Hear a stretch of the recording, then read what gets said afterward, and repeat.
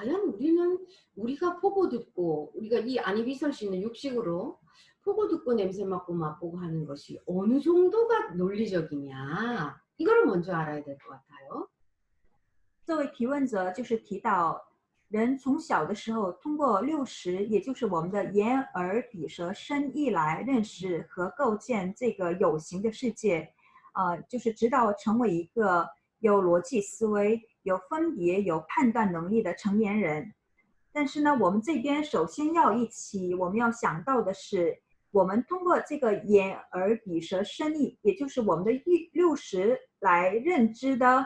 所谓的你们认为是你们自己已经形成了逻辑思维，这个有没有一些就是我们怎么判断它的一个客观性呢？ 스님이 저번에 이제 독일에서 법문할 때도 이런 말을 했어요. 우리가 사람으로 태어나서 죽을 때까지 이 연습을 해야 되는 게 있는데 그 세 가지가 뭐냐 하면 말하기, 듣기, 그 다음에 감정 표현하기. 이 세 가지를 우리는 사람으로 태어나서 축생이 아니라 사람으로 태어나서는 죽을 때까지 연습을 하고 노력을 해야 되는 게 이 세 가지라고 그랬어요. 그죠? 上次在德国法会上，师父也是说过，我们就是获得人生，我们从出生到我们面临着死亡这一段期间，我们需要做3个方面的不断的练习。第一个是说，第二个是听，第3个就是我们正确的表达我们的内心感情。 왜 그러냐면 이 스님이 이제 산속에서는 말할 수 있는 대상이 없어서 이제 새들이나 다람쥐들이나 뭐 뱀이나 뭐 이런 아이들하고 또 나무들하고 꽃들하고 대화를 했다 그랬잖아요. 那师父在过去的闭关期间，因为是闭关洞在山里，所以呢，就是没有办法，就是跟人接触嘛。然后呢，师父就是只能跟大自然的一些动物，像大蟒蛇，还有鸟，还有就是蚂蚁等等这些一个动物界的，也就是我们说的畜生界的这些，就是跟他们只能就是接触，跟他们说话。 그런데 이제 세상 밖에 나오니까 이제 사람들하고 대화를 하는데 이제 사람들하고 대화하는 게 이런 미물들하고 대화하는 것보다 더 어려운 것 같아요. 但是师父发现，他出关之后跟人接触，在这篇一个我们的娑婆世界里跟人接触，给人传法、给人开示的时候，发现竟然我们语言是通的，但是呢，心是不通，很难跟人们，就是周围的人们，就是接触。 그래서 이제 스님 생각했어요. 야, 이 언어도 통하지 않는 이 산속에서는 새들이나 다람쥐나 뱀이나 이 나무나 꽃하고는 이렇게 대화가 잘 되는데 왜 우리는 서로 같은 언어를 더군다나 뭐 외국인하고 대화를 하는 것도 아니야. 같은 언어를 사용하고 있는 같은 나라 사람끼리도 왜 이렇게 대화를 하는 게 어렵지? 이런 생각이 들었어요. 师父就想到，在山里跟语言不通的动物界的好多动物，即使是跟动物界的好多动物，还有跟花草、跟植物都可以沟通的这么好，那就是在出关之后呢，为什么跟人类，尤其是也不需要使用外语，就是在一个国家内的，就是同样民族的人们，为什么就是沟通不了呢？ 왜 그런가 생각을 했더니 사람들은 말을 하면서도 마음 따로, 생각 따로, 말 따로 이 세 가지가 다 따로따로일 때가 있더라 이 말이야. 师父做出了这样一个结论，发现这个人们说的不一样，那心里想的又是不一样，他表达的就是说话又是不一样，这个三者就是分別。 듣는 것도 마찬가지예요. 듣는 것도 상대방은 그런 의도에서 말한 것이 아닌데 자기가 듣고 싶은 잣대로 자기가 듣고 싶은 말만 듣더라 이 말이야. 听也是如此的，那可能是对方跟你讲的时候，他的其用意不是这个意思，但是呢，你只能是用你的这个尺寸来听他的话，听他的心声。 가만히 생각해 보세요. 이 2시간 동안에 스님이 법문을 하는데 이제 여러 명이 참석해서 같이 법문을 듣잖아, 그죠? 讲一下，就是我们从现在开始，这个开始时间是大概是2个小时，那好多人都一起参与着听。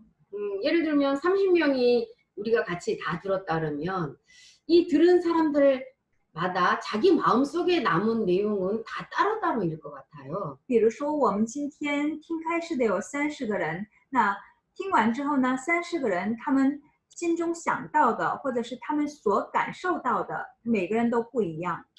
이 육식으로 우리가 이 바깥의 경계를 보면서 느끼고 판단했던 것이 얼만큼의 정확한 것인가는 각각이 자기 잣대로 다 분별을 하는 것이지 그게 얼마만큼 논리적이고 논리적인 판단이라 할 수가 없는 거야 사실은. 所以呢，我们就是回到这个提问的内容，就是我们用眼耳鼻舌身意，就是用我们的60来判断的这个所谓的有形世界。那能说这个是一个很逻辑的一个世界吗？你们说的一个很客观的世界吗？不能这么讲，每个人只能用自己的一个尺寸来判断这个世界。 또 우리가 이제 그리고 나서 이 지식이 분별식이 이제 자라나면서 엄청 강해지게 돼 있어, 그죠? 我们就是在成长过程当中，我们的这个意识会越来越发达，那也就是加上我们的这个分别念也会越来越 우리가 식이 커지기 딱. 전에는 산속에서는 그러면은 이 뭐 새들하고는 어떻게 대화가 잘 됐냐? 이 아이들은 오로지 서로의 이 마음과 마음으로 상대의 파동을 느끼면서 그 순수함 그대로를 인지하기 때문에 통하는 거예요. 在山里跟鸟还有大蟒蛇跟这些动物们接触的时候，为什么跟他们可以就是100%的沟通呢？其理由很简单，他们是不会用自己的分别念来判断，他们是感受到这个别人给你射发出的那个一个就是波动，能量场直接感受到你的这个心。 우리가 점점 자라가면서 요거는 볼펜이야, 이거는 죽비야, 컵이야, 이거는 수저야, 뭐 이렇게 이제 식을 이제 하나씩 아이들한테 가르치게 돼 있어요. 小孩成长过程当中，大人会不断的给小孩注入。那比如说，给一个事物也是定下来名称。那这个是什么圆珠笔？那这个是一个竹篦，这个是就是水杯等等。 이렇게 함으로 인해서 사람은 점점 자라나면서부터 식이 자라나면서 이 지혜, 상대에 대한 어떤 내면의 교감 이것을 읽는 것은 점점 또 줄어들어 가고 있는 거예요. 所以呢，在我们成长过程当中，我们的这个分别，我们的意识，我们的知识量越来越多，但是相反，我们的这个智慧会越来越减少。 또 우리가 그리고 이제 그것을 막 인지해 놓고서는 또 수행을 한다고 우주 만물의 이 진상을 깨닫기 위해서 우리는 인생의 반을 들여서 이 유형의 세계, 이 보여지는 현상계를 또 타파하려고 한다 그래. 然后呢，因为是学佛人，认识到了我们的这个想法已经很牢固了，然后就是意识到，哎，我们应该得要就是领悟宇宙万物的真相，我们要用圣弥的1半时间去打破这个坚实的有形世界。 이 질문에 대해서 이제 여러분들이 생각해야 되는 거는 우리 이제 이번에 진여가 이 질문을 했는데 이 유형의 세계, 이 현상계의 세계를 타파하려고 타파할 필요가 없어 사실은.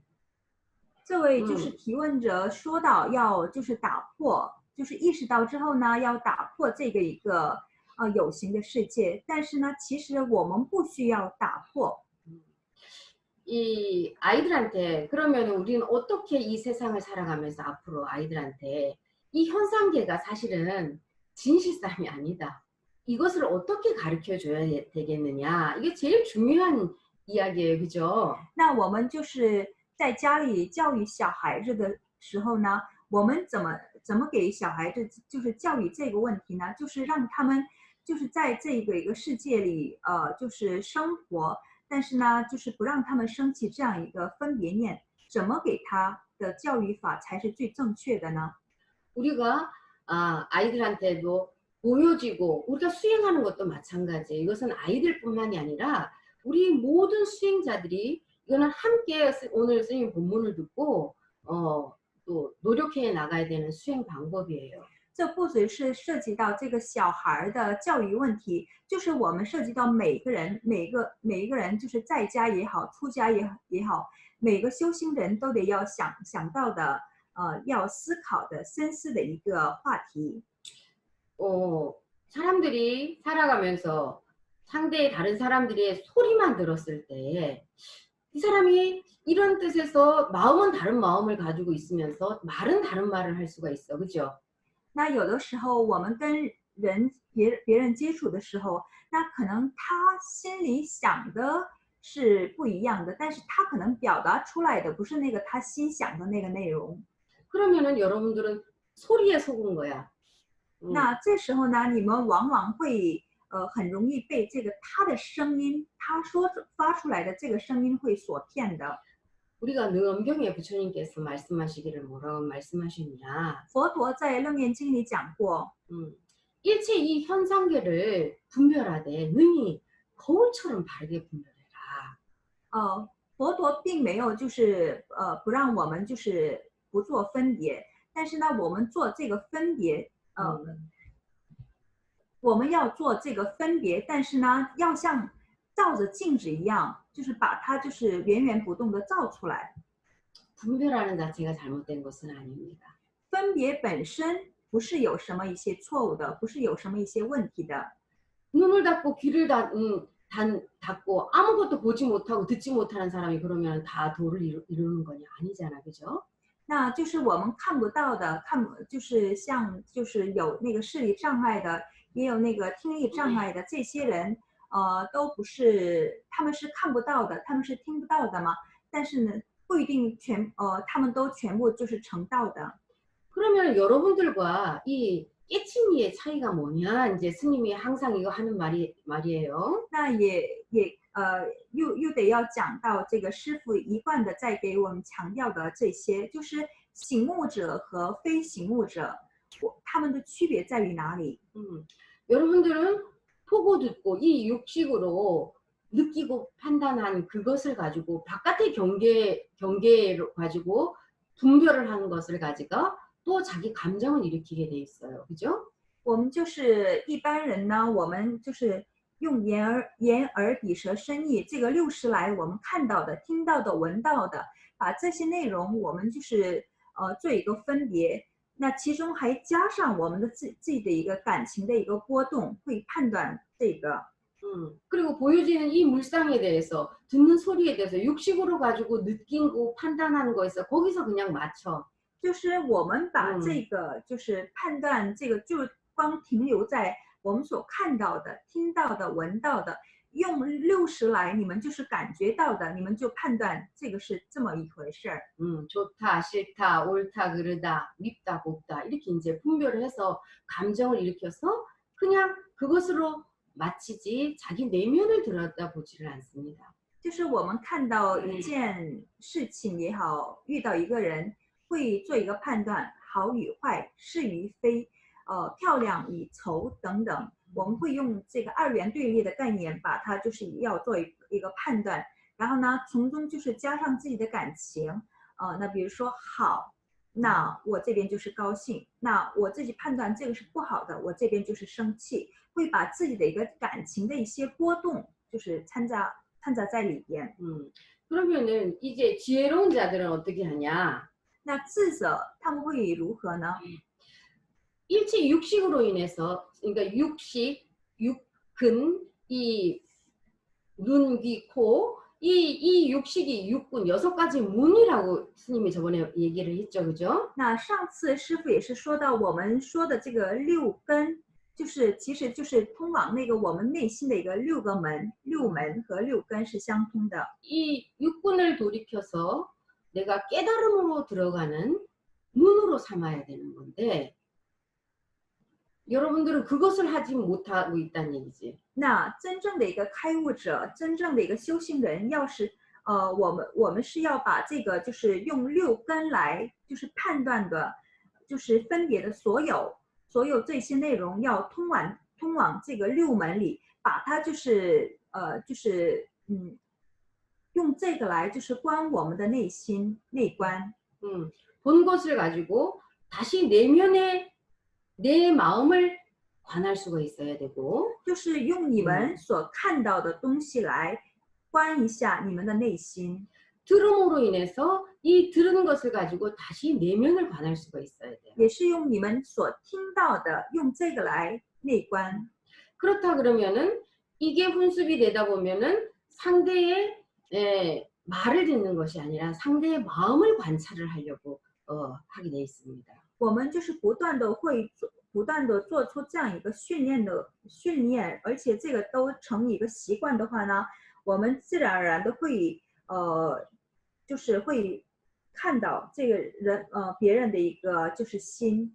스님이 제자들에게 제일 첫 번째 가르치는 이제 출가 제자들한테 제일 첫 번째 이 요구하는 내주는 숙제가 있다 그랬죠. 那在德国法会上，师父也是跟大家也是说过，师父对他的出家弟子的第一个要求，第一个让他们做到的作业，大家还记得吗？ 그게 뭔지 아는 사람? 뭐라 그랬어, 스님이? 哪位还记得？可以开麦，就是分享一下。 대답해 보세요. 嗯， 기억하고 있는 사람이 있는가? 记住的人就是请开麦说一下。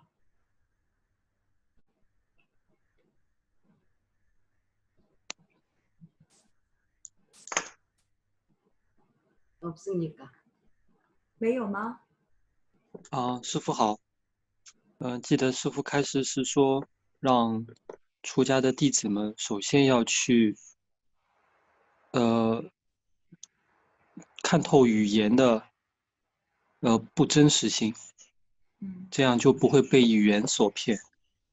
오늘 적지 말라. 오늘 진실을 이야, 어유 역시 법회는 스승만의 아주 법회다워. 다 기억하고 있었어요. 弟子法海都记得，是的。 제일 첫 번째 내주는 숙제가 말의 허망함을 알아라. 네 말에 속지 말아라. 师父给第一个给他的一个出家弟子留的作业是，一定要让他们铭记，不要被这个话语的虚妄性所骗。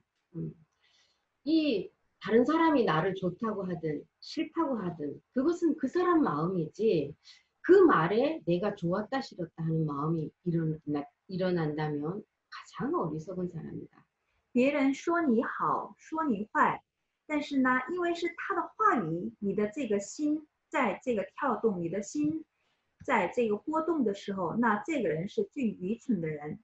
아이들에게도 똑같이 이렇게 이제 한번 함께 수행해보자. 아들 이제 커나이지 커나이 그치? 우리 진여 아들 커나이 그 커나이한테 엄마랑 같이 우리 스님 할머니가 가르쳐준 수행법을 한번 같이 해보자 하면서 우리가 이렇게 말해주세요.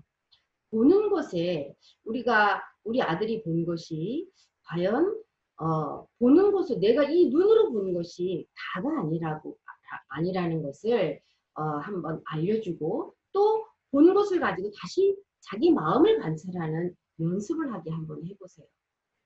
那我们平时教育小孩子的时候呢，也是要跟小孩子要说到，那比如说儿子还有女儿，就是跟他们说，哎，儿子，哎，女儿，我们就是做一下这样的练习，因为妈妈知道你所看到的或者是你所听到的不一定是真实，所以呢，你看到的之后呢，你不要就是随便做一个判断，看到的把那个看到的东西，你就把它当做是一个素材，然后呢，就是我们好好关一下我们的内心。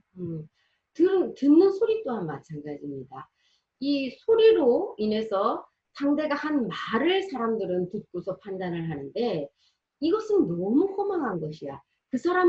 이 사람이 무엇을 전달하기 위해서 지금 이 말을 할까? 그 사람 마음을 잘 관찰을 한번 해보게 하세요.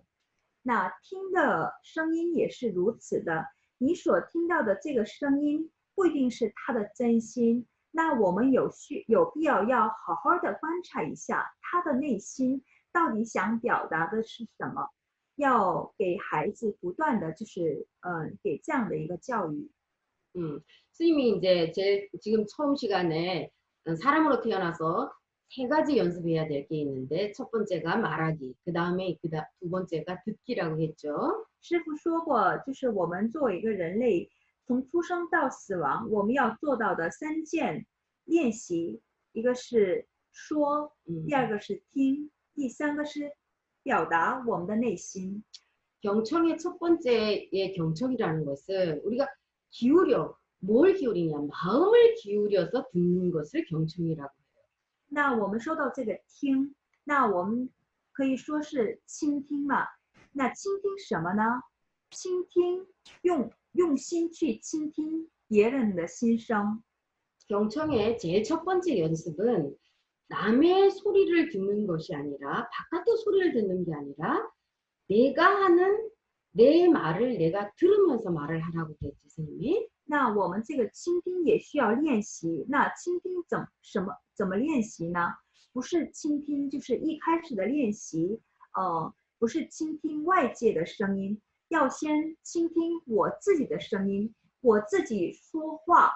那我这时候要好好倾听我的这个声音和我的内心想表达的内容。 이것은 경을 독경할 때도 마찬가지고 주문을 우리가 염송할 때도 마찬가지입니다. 我们平时修行的时候，就是读经也好，我们就是念咒也好，也是如此的。 내가 하는 말을 내가 먼저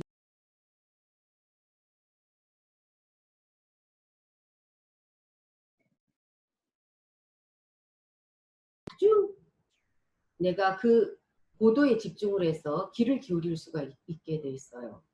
如果我能做好这个练习，也就是倾听我自己的声音，倾听我自己的内心的声音的时候，这个已经就是成习惯了，我可以做得很好。那这时候呢，你也是可以自然而然的可以倾听，而且还可以就是正确的倾听别人的心声。 이런 연습을 계속 아이하고 함께 다른 사람 이야기를 들으면서 그 사람 마음을 관찰을 하려고 한번 노력을 하는 이 수행을 하다 보면 아이가 엄청난 이 내면의 세계가 깊어지게 돼 있어요. 如果就是教孩子不断的做这个练习的时候，就是好好倾听自己的心声，那也同时好好倾听别人的心声的时候，这个孩子的内面世界会越来越丰富。 요즘에 뭐 이제 요즘 아이들이 우울증이 걸리고 또 뭐 연예인들 같은 경우에는 뭐 댓글을 악플 달아가지고 그거에 대해서 상처를 받고 남이 나를 무시를 하면은 거기에서 자존감이 무너져서 상처를 받고 이런 일들이 비일비재하게 지금 일어나잖아요. 就是现代的人，好多人都就是饱受着一个就是自闭症或者是抑郁症的一些就是困扰。那这个我们好好有必要好好观察一下。 그런데 이렇게 상대의 마음을 관찰을 하는 연습을 한 아이들은 자기 내면의 그릇이 세계가 엄청 깊어 있기 때문에 절대로 다른 사람의 말에 속아서 감정을 일으키거나 우울증이 걸리거나 예를 들면 그 말이 상처가 되거나 그렇지 않습니다. 但是呢，就是我们做好这个练习的人，也就是好好倾听自己还有别人心声的这样的孩子的话呢，因为是他们的内面世界是很丰富的，所以呢不会被随随便便被别人的这个话语或者是被别人的评价而受到伤害。那也就是说，他们不会是被这些外界的干扰而受到一些干扰的。 우리가 이 수행을 하면서 바르게 알아야 될 것인데, 이 스님이 항상 스승의 세치효에 속지 말아라 이런 말을 이제 하면서 시작을 하잖아, 법문을 할 때는. 每次师父给大家开示的时候，大家应该还记得，师父每次强调的一句话就是不要被这个师父的三寸之舌所骗。 이 사람들은 유를 말하면 또 그 유에 집착하고, 공을 말하면 또 공에 집착을 해. 因为众生的话呢，比如说有，师父说到有，或者是无，那师父说到有的话呢，就又执着这个有；师父说到空，又会被这个空给执着，又执着在这个空上。 무엇을 설명하고자 이 색을 말하고, 무엇을 설명하고자 지금 공을 들었는지 그 진의를 알아야 되는데, 그 진의를 알지 못하고 그냥 이 사람들은 항상 이 양 끝에 이거 아니면 이거, 이 상대법을 항상 세워놓거든요. 좋다, 나쁘다, 옳다, 그르다. 이거 아니면 이거야 돼야지 되는 이 답을 찾기를 사람들은 원하기 때문에 유가 있으면 또 공이 있고, 색이 있으면 공이 있고, 이것을 항상 사람들은 판단을 하는 습관이 길들여져 있어요. 因为我们大多数人已经就是成于习惯，就是在那个两个东西当中我们必须得要做一个选择，比如说好坏，那是与非，觉得是这个是一个很我们一定要急速的、快速的要找到这个答案。所以呢，就是师父说有的话呢，他又被这个有给执着；那师父说的空的话呢，又执着于这个空。 많은 불자들이 금강경을 가장 많이 독송할 거예요. 应该是大部分的佛弟子最就是常读的经就是《金刚经》。 이 금강경을 정말 설하는 부처님의 그 진 뜻을 알지 못하면 또 잘못하면 이 공에 집착을 해서 이 허무주의에 떨어지게 돼 있어. 那好多人就是读《金刚经》的时候，没有正确的领悟到佛陀想当年说这句话，讲这个开示，说讲这部经的时候，佛陀的真意，所以呢，又执着于这个空。那把他们好多人都把这个空就是当作是一个虚无的世界，所以呢，又会陷入到一个虚无世界上。 이 깨치니와 본부의 차이가 뭐라고 했지, 스님이? 还记得吗？师父讲过，开悟者和还没开悟的人，他们的区别在于哪里？ 이 꿈을 꾸면서도 자기가 꿈인 줄 모르고 감정을 일으키는 자는 범부고, 똑같은 꿈속에 있지만 꿈인 줄 알고 여여부동한 자는 깨치니다. 이렇게 얘기를 했죠.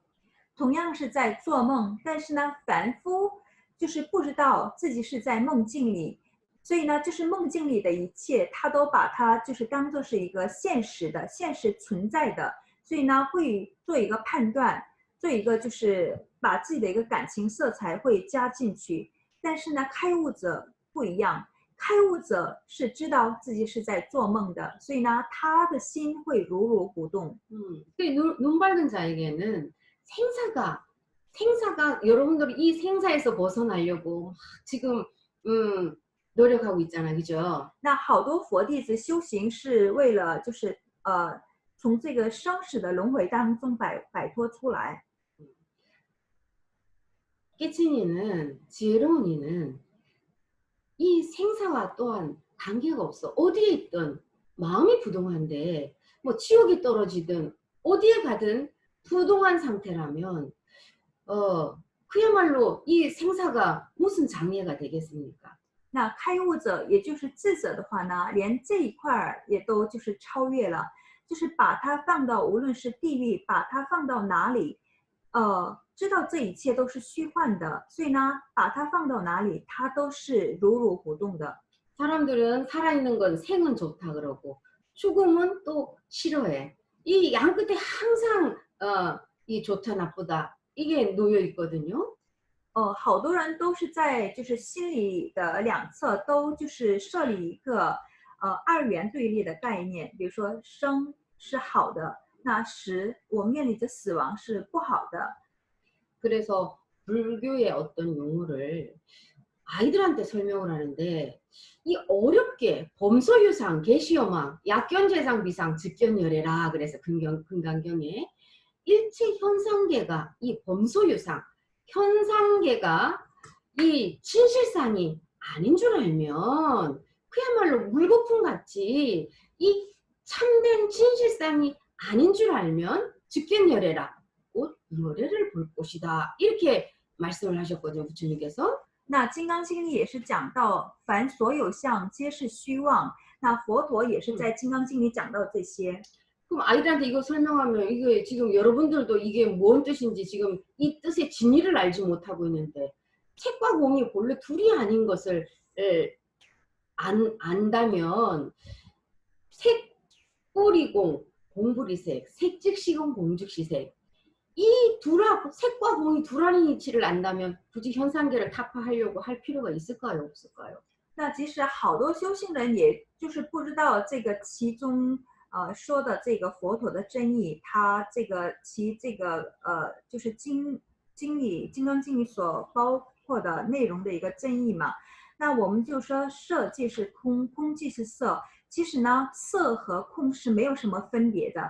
但是呢，我们修行人，就是在家也好，出家也好，也是要把它就是看作是一个二元对立的一个概念。那这一块的一个概念，应该给小孩怎么解释呢？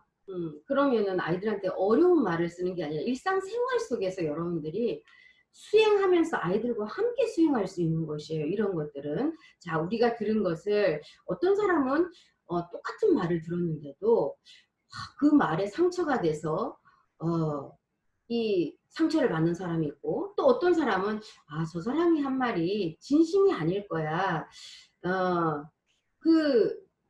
또 이렇게 하면서 저 사람이 저렇게 행동을 했을 때는 또 저 사람 나름대로 무슨 이유가 있지 않았을까? 또 이렇게 생각을 하는 사람이 있어요. 그죠? 我们把这一句话就是搬到我们的日常生活当中，在日常生活当中可以就是教小孩，那不需要跟他们讲这么一个深奥的一个语言，用这些一个深奥的语言来就是给他们讲，因为是你自己也其实是没有正确的理解。那我们在教小孩子的时候，比如说小孩子就是听到别人对他的评价，他就觉得是很伤心。那这时候呢，父母应该有必要好好的就是正确的引导他。那有的父母的话呢，就是看到这个小孩子受这个一个挫伤之后呢，就说可以就是引导他。那你有没有好好的观察到他的这个内心，他想表达的是什么呢？那说不定他表达的是这样，但是呢，他的内心的一个内心想表达的内容可能就是不一样啊，可以这么一个引导他们。 똑같은 말을 들었는데 왜 이렇게 다르게 생각을 할 수 있을까요? 那小孩好好想一下，就是听到一个同样的一句话，那为什么这个小孩他们的反应会不一样呢？有的小孩觉得是这个是挫伤，有的是就觉得是无所谓。 이것은 근기의 차이라. 这个其实呢，也是我们要说到这个我们的根器，它根器不一样。 후자의 사람은 많은 생을 오면서 항상 우리가 이 생에서 불법의 연이 이제 들어온 지 얼마 안 됐다 할지라도 많은 생을 내가 이 내면을 들여다보고 마음 공부를 마음 수행을 했던 그런 근기가 되는 사람이라는 얘기예요. 그렇습니다. 那不只是小孩，那我们大人也是一样的。有的人是听到别人的话语，我们很容易会被就是会被伤害，觉得是他在伤害我。那有的人就觉得是无所谓。那为什么会有这个一个很就是不一样的反应呢？听的都是同样的一句话，这个就是我们的根器不一样。那可能是有的人是这一世接触到佛法的时间很短，但是呢，他于世界以来他都是做过修行，都是一直就是关注着他的内观。 内面 여러분들이 하루에 1시간만이라도 아이들하고 이 마음의 대화를 한번 해보도록 노력해 보세요. 作为一个父母，你们在家就是哪怕是每天1个小时，你们抽出来这1个小时，跟孩子们就是好好沟通一下。沟通什么呢？沟通我们的内心。 오늘 하루 있었던 일들 중에서 가족들끼리 1시간이라도 앉아서 오늘 하루 있었던 일들을 각각 돌아가면서 오늘은 이런 일이 있었다. 그런데 이 친구한테 오늘 내가 이런 말이 들어서 속상했었다. 아니면은 뭐 내가 잘했던 행동을 어떤 친구한테 내가 이런 행동을 했는데 그 친구가 화를 냈다. 이런 것들을 가지고 주제를 가지고 다 돌아가면서 엄마는 엄마대로 아빠는 아빠대로 아이들은 아이들대로 자기가 오늘 하루의 일과를 서로 나누면서 거기에서 서로의 마음 점검을 해주면서 그럴 때는 한번 이렇게 해보면 어떨까 하고 서로 이게 함께 수행하는 것이에요. 이렇게 한번 해보세요. 一家人可以每天晚上就是聚在一起，然后呢分享一天所发生的事情。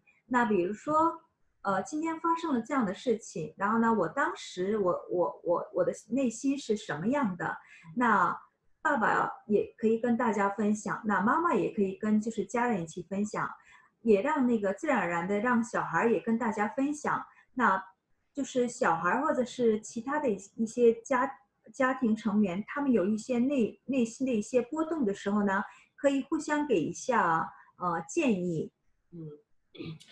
이것이 일상생활 속에서 수행과 일상생활을 늘 접목시켜서 생활이 곧 수행임을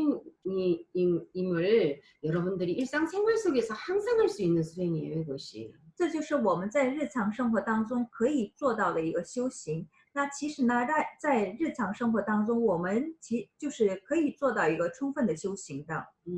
스님이 여러분들이 왜 본래 환기본처 하지 못했는가 저번에 물어봤죠, 그죠? 上次师父问到为什么我们就是现在还没有还基本处呢？ 여러분들이 경을 안 읽어서 부처가 못 됐냐, 참선을 안 해서 부처가 못 됐냐, 절을 안 해서 부처가 못 됐냐, 이 뭐 때문에 이 환기본처를 못 했냐 물었잖아, 그죠? 是因为是我们没有磕足够的头吗？是因为是我们没有打坐吗？又是因为是我们没有就是读经吗？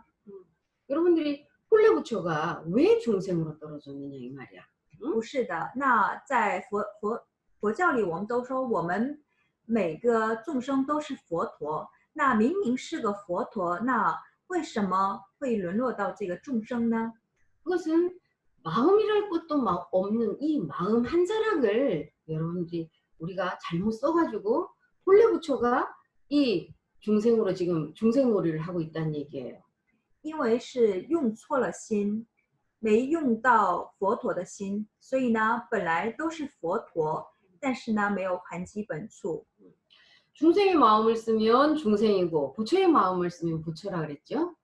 师父说过，你平时用的是众生之心，那你就是众生；你平时多用佛陀之心，那你用到佛陀之心的那瞬间，你就是佛陀。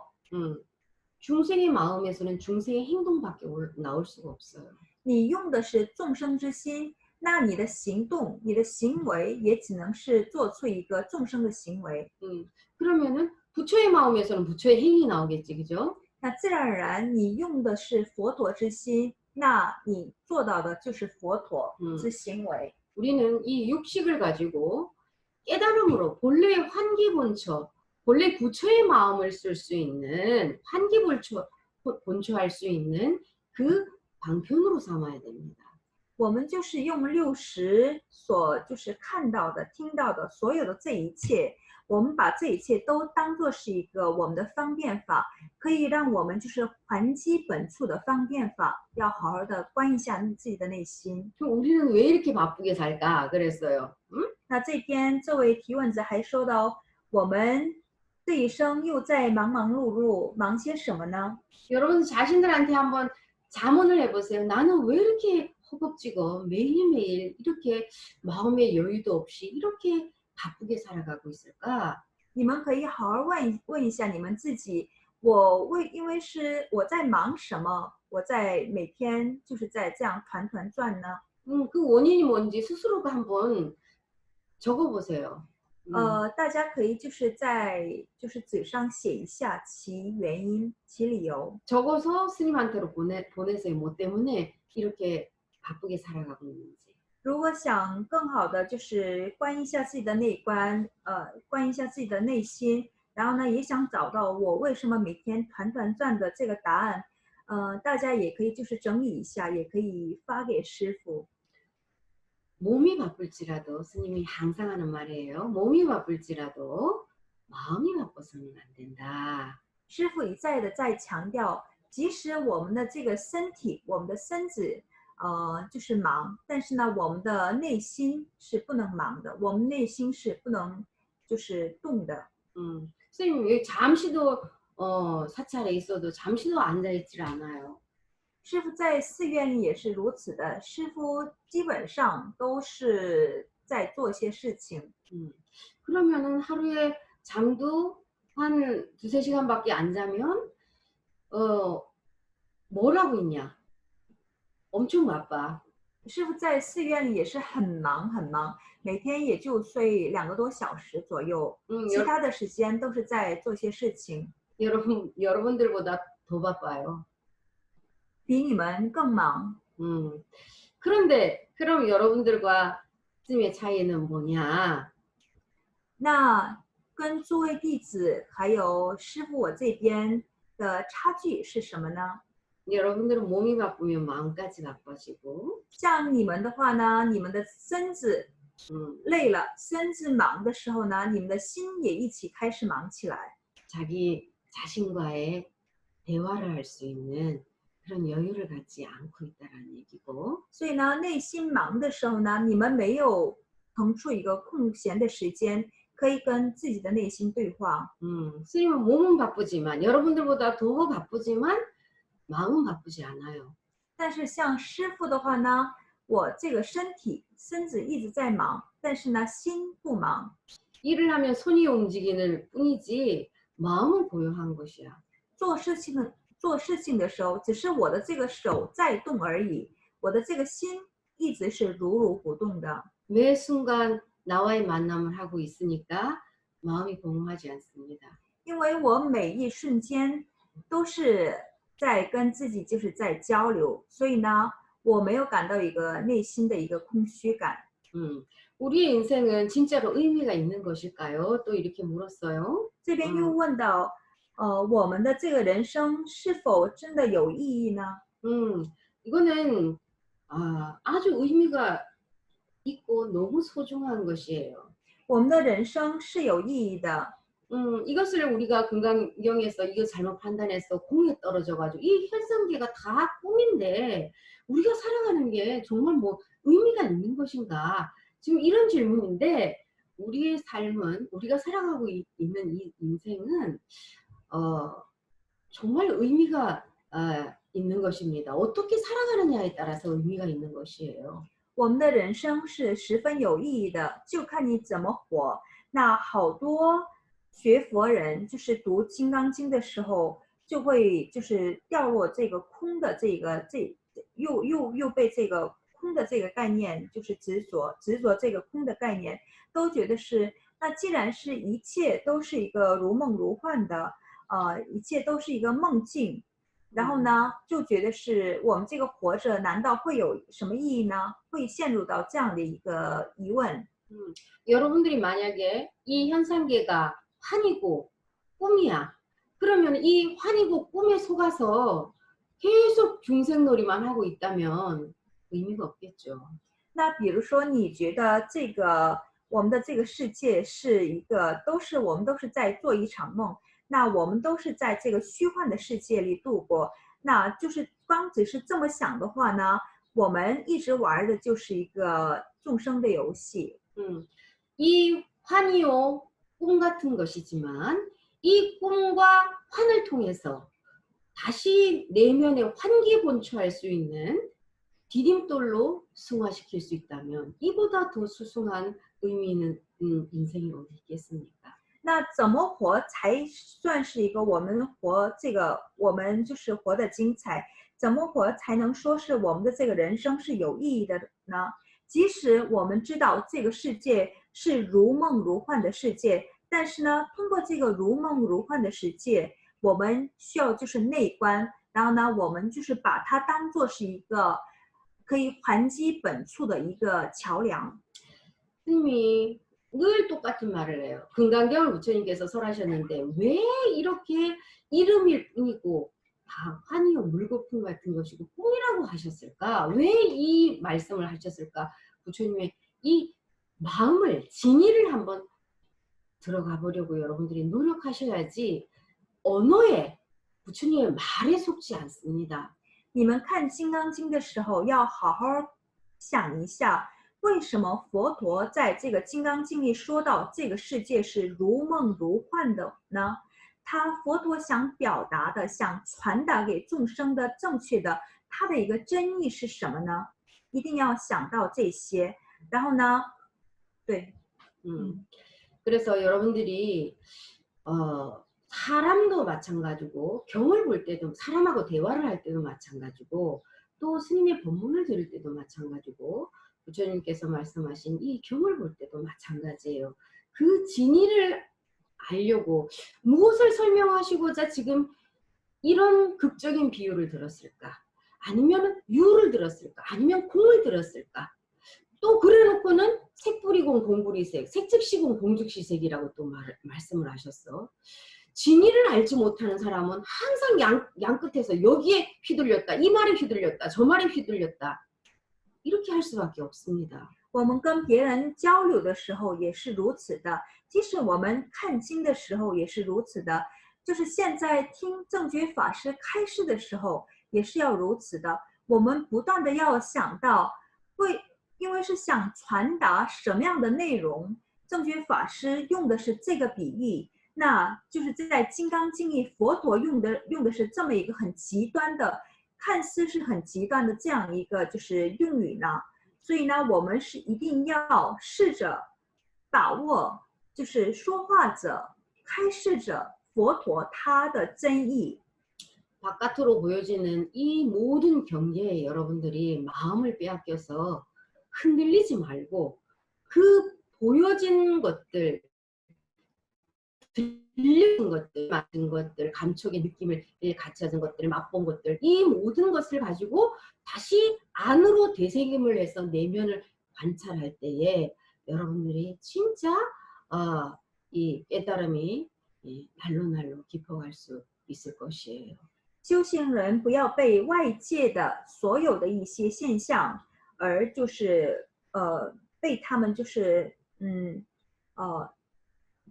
所骗，让他们左右着你们的内心。要把你们看到的、听到的、闻到的，就是用我们的这个眼耳鼻舌身意六识来，就是我们就是感受到的一切，要把它就是往自己的内面就是内面去，就是好好的观一下我们的这个内观。 이것이 이 현상계가 꿈이요. 환 속에서 환을 여의는 곳이고 꿈 속에서 꿈을 여일 수 있는 그야말로 이 참다운 최상승의 수행을 해서 환기본초를 할 수 있는 그런 수행이 될 수 있을 것입니다. 这就是我们可以做到这个还基本处修行的一个根本，就是在梦境里，可以就是看到这个梦境的一个实相。 자, 이건 첫 번째 이제 청법에 대한 것은 이것을 여러분이 좀 이해가 가셨는지 모르겠습니다. 不知道大家对这个第一个提问的内容的开示，有没有一些了解到师父的真意？ 그래서 아이들하고 하루에 1시간이라도 돌아오면 자기 전에 저녁 식사를 하고 1시간이라도 가족 모두가 앉아서 오늘 하루에 있었던 일들 그것을 통해서 서로의 마음이 움직였던 것들을 토론을 하면서 한번 마음 수행하는 것을 해보도록 하세요. 이건 자연스레 수행이라고 말을 굳이 붙이지 않아도 아이들한테는 그냥 우리 가족 가족들끼리 서로 대화하면서 오늘 있었던 일을 나누는 것처럼 이렇게 자연스럽게 마음 공부를 할 수 있는 일이에요, 이것은. 大家就是在家好好就是跟家人，哪怕是一天可以抽出来就是30分钟1个小时，试着多跟家庭成员就是对话。那这个也不需要加上这个修行的什么名目了，就是大家在自然而然的在交心的过程当中，大家就是慢慢融入到这个一个修行。